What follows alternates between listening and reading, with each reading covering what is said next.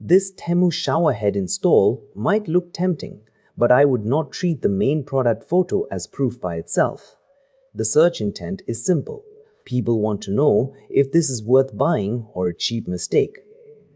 For this home item, I would check 3 things before buying. First, whether the listing shows the real size and material. Second, whether buyer photos match the promise. And third, whether low-star reviews repeat the same complaint. The first red flag is that the main image is not enough.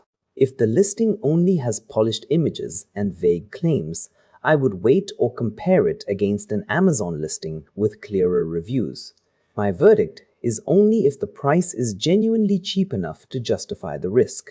Based on the listing and review signals, not a hands-on test, I would only buy it if the product page clears those checks. Comment your country and the next Temu product you want checked, and I will run the same buyer research filter before you waste money on it.